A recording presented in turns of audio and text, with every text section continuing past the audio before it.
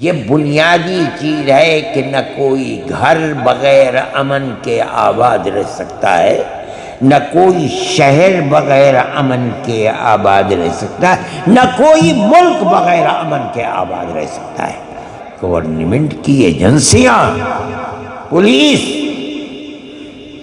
ایسے کام کر رہی ہے کہ بے گناہوں کو پکڑتی ہے، اس کو یہ دکھلانا ہے اپنی کارکردگی کہ کیا کس نے قتل، پولیس نہیں پکڑ پا رہی ہے، 2 آدمیوں کو پکڑا اور اٹھا کر کے جیل میں بند کر دیا۔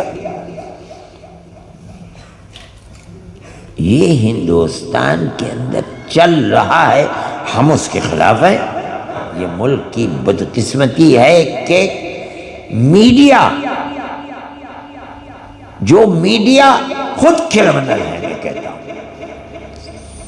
وہ جب کسی مسلمان کو پکڑا جاتا ہے قطع نظر اس کے کہ وہ صحیح ہے یا غلط ہے، وہ آج ہی اس مسلمان کو مجرم بنا کر کے پیش کرتا ہے، اور میڈیا کے اندر بھرمار ہے، پکڑے گئے۔ جمعیت علماء کے کیس کو لڑتی ہے، ہم لڑتے ہیں، ہمیں کوئی اس کے اندر تردد نہیں ہے، اور ہم کہتے ہیں کہ یہ الزام ہے، غلط ہے، تب ہم لڑتے ہیں۔ اگر ہمیں یقین ہو جائے کہ یہ الزام غلط نہیں ہے، نہیں مقدمہ لڑیں گے۔ کسی ایک طبقے کو نشانہ بنانا،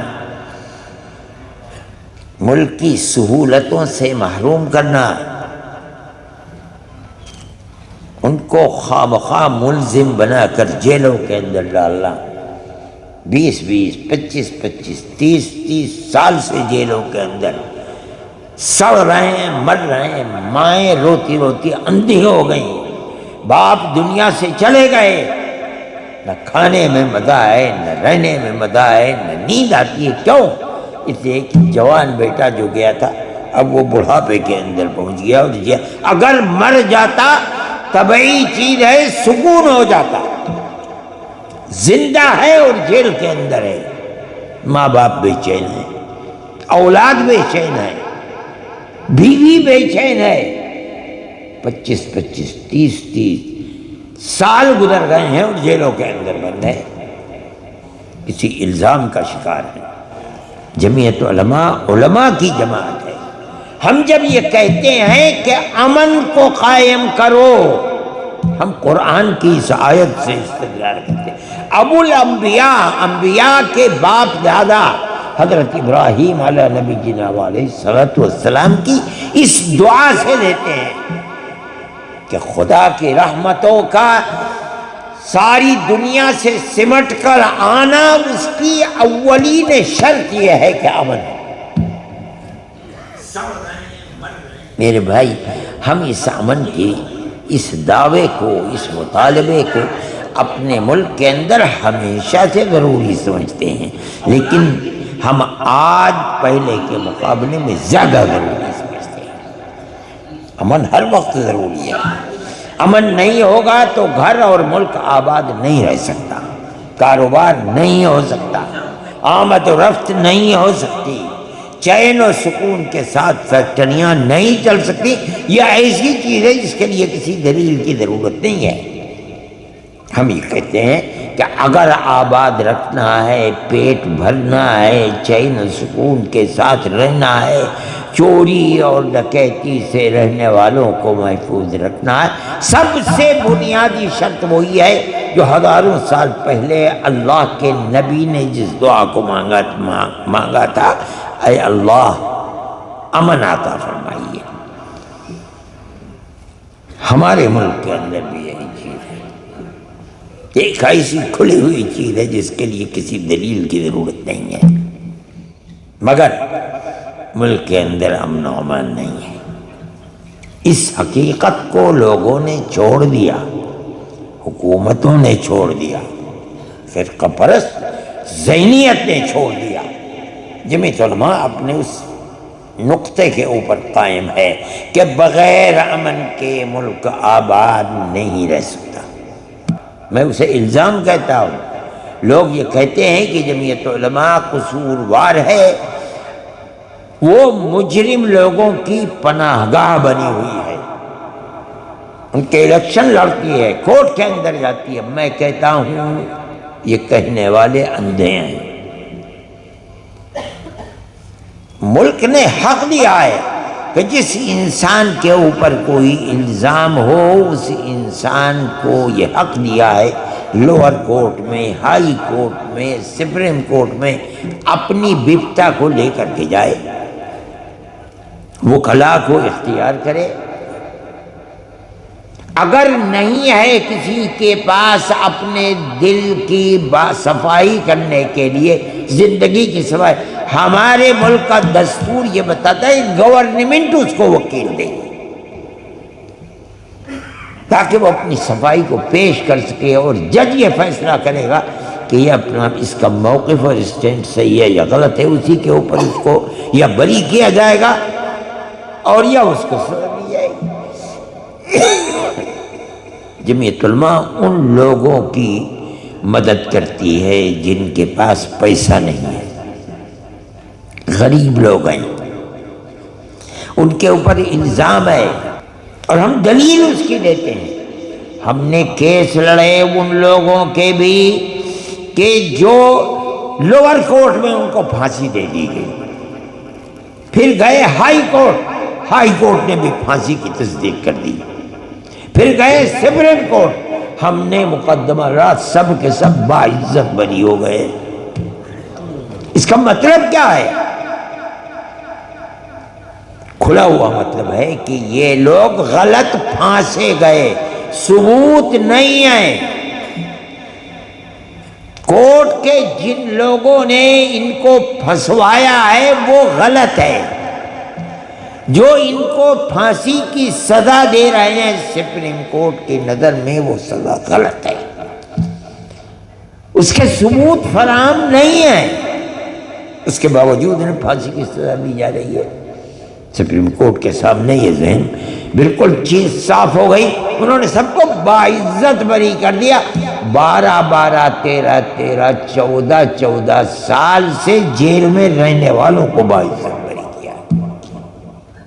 یہ دلیل ہے اس بات کی۔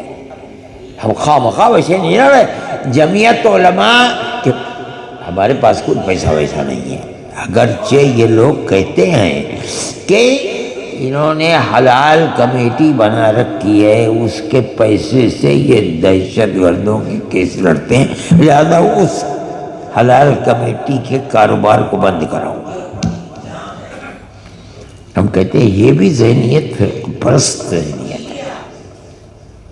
ہمارا تو کاروبار اگر ہے جمعیت علماء کا کہ وہ حلال فیکٹریوں کو حلال ہونے کا دیکھ بھال کر کے سرٹیفکیٹ دیتی ہے، کھلا ہوا کاروبار ہے، ہم اس کا ٹیکس بھی گورنمنٹ کو ادا کرتے ہیں اگر ہے۔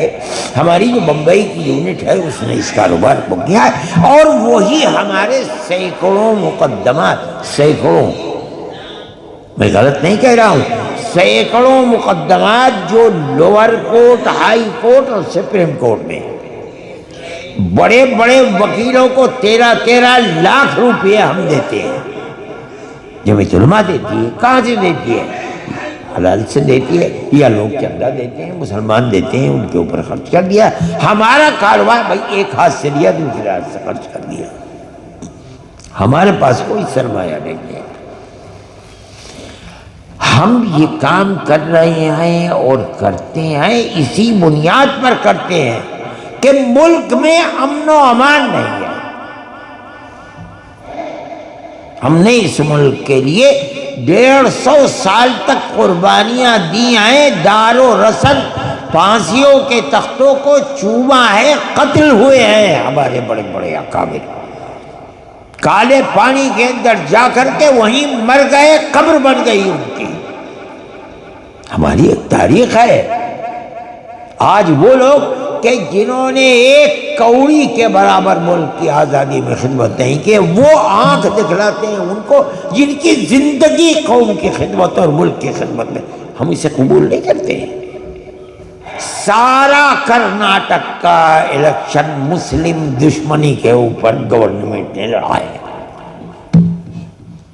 سارا الیکشن بڑے بڑے چوٹی کے لوگ ہمارے سر کے اوپر ہیں،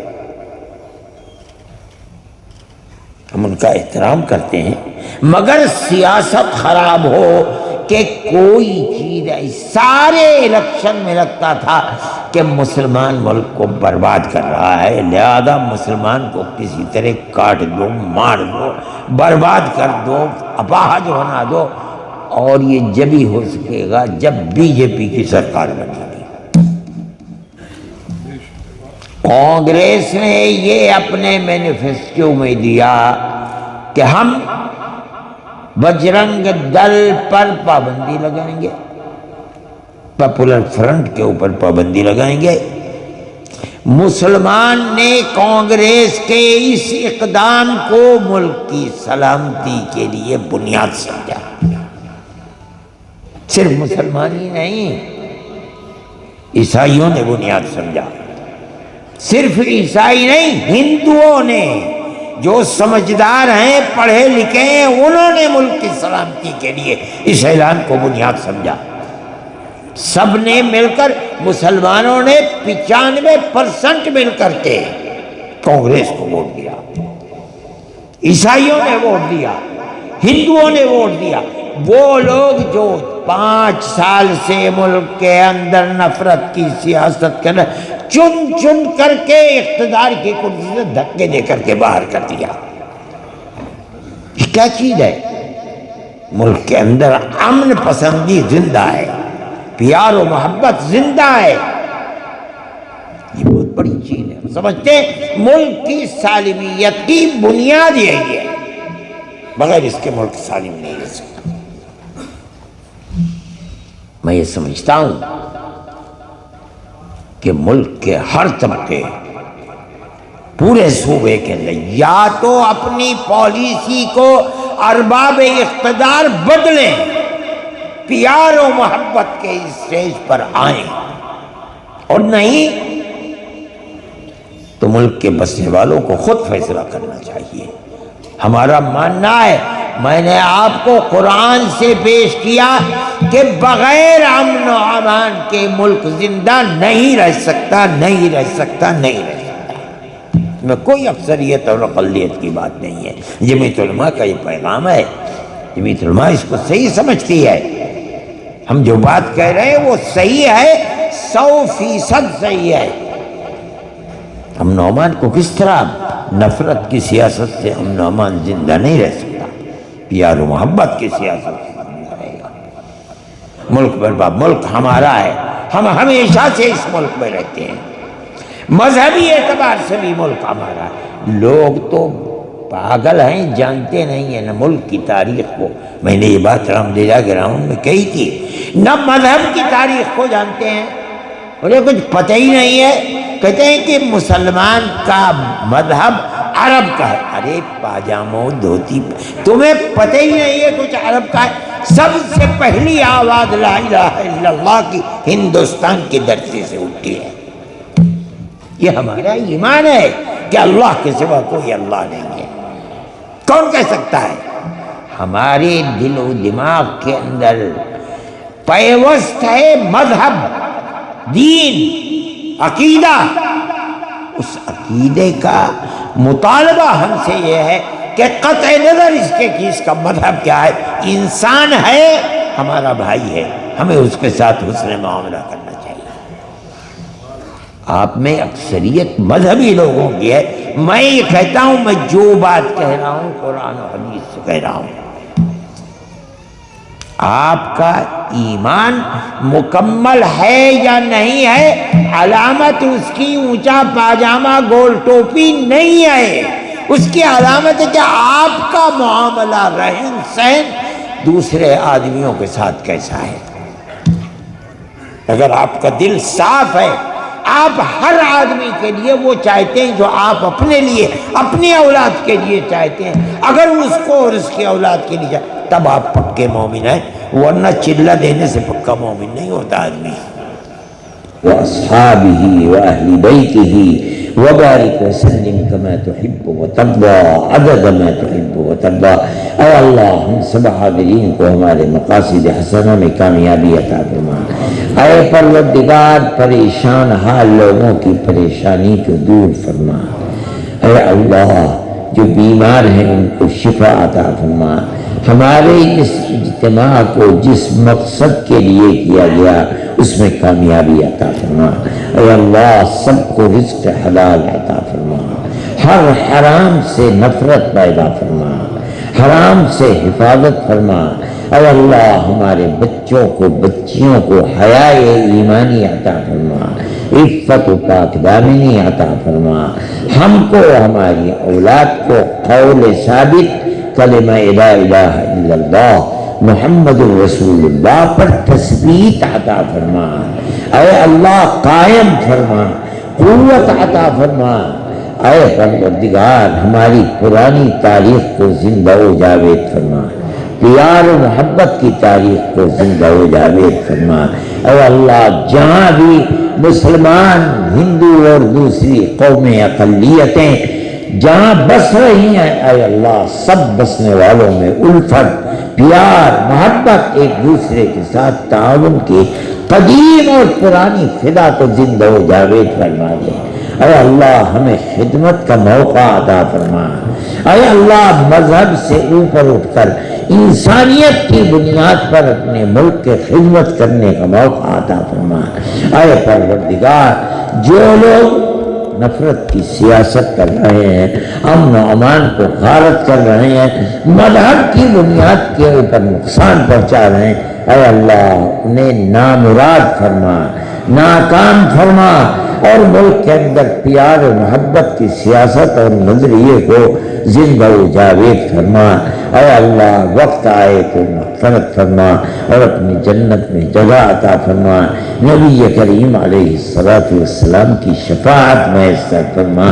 وصلی اللہ تعالی علی خیر خلقہ سیدنا محمد وعلی آلہ واصحابہ اجمعین۔